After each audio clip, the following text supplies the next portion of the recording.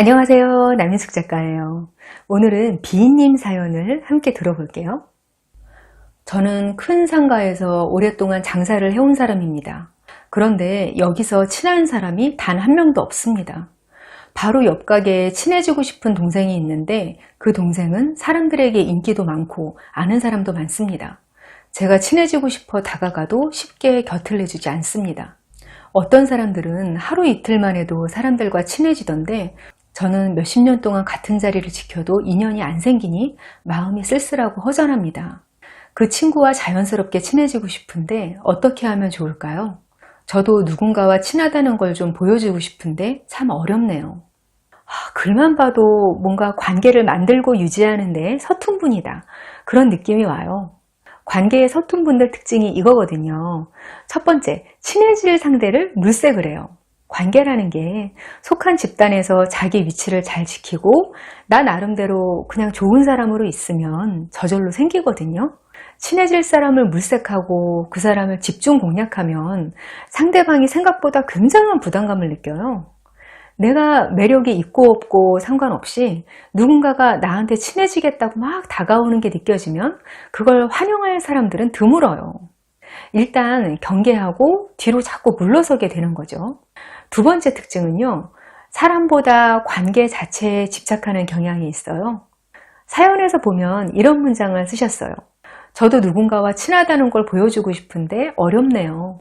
살다가 누군가와 잘 맞아서 어울리는 과정을 밟는 게 아니라 내가 필요하다고 느껴서 관계를 만들려고 하시는 모습이 보여요. 이런 게 그렇게 중요한 게 아닌 것 같아도 그게 아니에요. 관계 자체에 절박한 사람들은 다른 사람을 대할 때 그게 다 티가 나요.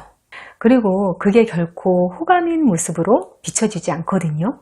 왜냐하면 굳이 내가 아니라도 옆에 아무나 있어도 그렇게 할 사람처럼 보여요. 세 번째 특징은 다른 사람에 대해서 관심이 별로 없어요. 관계에 집착하면서 다른 사람한테 관심이 없는 게 가능한가? 이렇게 생각하실 수 있는데 가능해요. 우선 다른 사람들하고 같이 있어도 그 사람들이 하는 말을 안 들어요.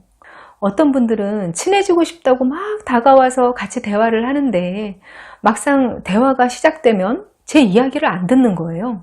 딱 봐도 알잖아요. 대화가 핑퐁이 안 되고 내 쪽에서 말할 때 눈빛이 멍한 거. 그리고 내가 말하고 나서 그걸 안 받아주고 바로 자기 하고 싶은 말 막 하는 거.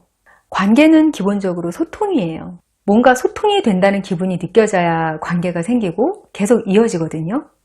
근데 관계에 서툰 분들은 상대에게 자기 어필을 하려고 드는 모습을 보게 돼요. 내가 어떤 사람이고 나하고 친해지면 어떤 장점이 있고 뭔가 자꾸 정보를 알려주려고 하는 모습이 있어요. 다가가는 입장에서는 그것도 친해지고 싶은 마음의 표현인데 상대방 입장에서는 그게 그렇게 편안하고 호감인 태도가 아니에요. 이 사람이 뭔가 소통이 잘 안 되는 사람이다 싶으면 사람들은 일단 좀 피하고 보게 되어 있거든요. 그러면 이런 분들은 어떻게 해야 하느냐면요.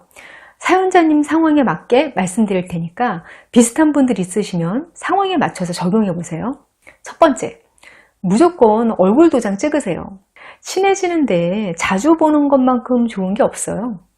물론 상가에서 오래 일하셨으니까 오래 보기는 했겠지만 그게 자주 마주친다는 거하고는 또 다르거든요. 거기서 상인들이 모인다는 말 들으면 무조건 가세요. 거기 사정은 제가 당연히 모르지만 사람들이 모이는 곳이 있을 거란 말이에요. 상가 번영에 개모임, 블록별로 친한 모임 있을 수 있고요. 분명 인터넷에 카페 같은 게 있을 텐데 그런 곳도 들어가서 정보 보시고요. 그런데 가면 특별한 일 없고 재미도 없고 어색하기만 하고 그래서 안 가시는 분들이 많고 그런데 왜 가나 싶잖아요. 근데 그런데 나가는 것만으로도 낯익히고 관계를 만들 기회가 되는 곳이 되게 많아요. 단체나 모임에서 임원 자원에서 하면 참 좋아요. 저는 예전에 시간 낭비하면서 생기는 것도 없는 모임 간부나 동아리 회장 같은 거 그런 거 하는 사람은 뭐지? 왜 하는 거지? 이런 생각 했었거든요. 근데 그게 대가가 다 오더라고요. 알게 모르게 배우는 게 많고 그 모임에서 저절로 인싸가 돼요. 봉사 같은 거 적극적으로 하시는 것도 참 좋아요. 이런 일들이 내가 다른 사람들한테 막 다가가지 않아도 되는 거잖아요. 자연스럽게 다른 사람들하고 접촉이 생겨요. 그러다 보면 친해지는 사람도 생기고 그 무리 안에서 좀 더 아는 사람들도 많이 생기고 이게 되는 거예요. 어쩌면 관계에 대해서 절박할 때 가장 쉬운 방법일 수 있어요. 두 번째, 인사 잘하세요. 관계에서 가장 알맞은 정도로 다가가는 방법이 뭐냐면 인사예요. 인사. 사회 초년생들이나 관계를 좀 어려워하시는 분들, 이 인사 문제에 대해 고민이 많으세요. 애매하게 아는 사람들한테 인사를 해야 할지 말아야 할지 모르겠다. 인사를 뜨뜻미지근하게 받아주는 사람한테도 인사를 해야 하나? 이런 고민들이 많아요. 그런데 무조건 하는 게 나한테는 좋아요. 인사를 잘 받아주고 아니고는 그 사람의 문제고, 내가 인사를 하는 건 어떤 경우에든 어색하거나 오버하는 일이 아니에요. 지나가다 옆집 사장님 보면 몇 번이고 안녕하세요, 식사하셨어요, 잘 들어가세요, 뭐 이런 정해진 인사말 그냥 하세요. 그것만으로도 사람들이 경계심이 풀려요. 저 사람 좀 쌀쌀맞은 사람인 줄 알았는데 아니었네. 이런 식으로 평가 자체가 바뀌어요. 세 번째, 무심하게 친절을 베풀어 보세요. 관계에 서툰 분들이 누군가한테 다가갈 때 생색내면서 베풀려고 하는 게 있거든요. 이거 되게 귀한 건데 너한테만 주는 거야. 이런 식으로요. 물론 이런 말을 친한 사람, 표현에 능숙한 사람이 하면 괜찮죠.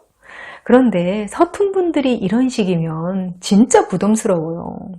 사연자님 같은 경우는 상가에 계시니까 다른 분들 업장에 가서 일부러라도 물건 사주고 이런 거 좋을 것 같아요. 누구누구한테 선물할 건데 뭐가 좋은지 추천해달라 하고 가벼운 도움을 요청하는 것도 좋아요.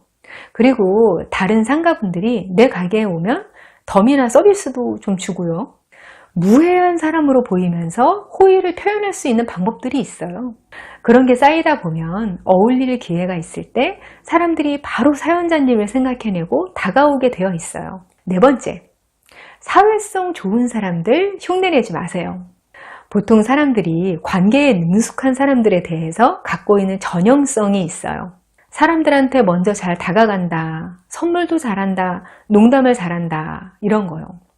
그 관계에서 더 깊은 걸 원하고 더 단단한 유대관계를 원하고 그런 거 기대하지 않으시면 좋겠어요. 오늘 말씀드린 것만 다 실천해 보셔도 웬만해서는 몇 달 안에 친구들이 생길 거예요. 저와 더 깊은 소통 나누고 싶으시면 네이버 카페 어른성장학교로 오세요. 저는 다음 시간에 또 만나요. 안녕.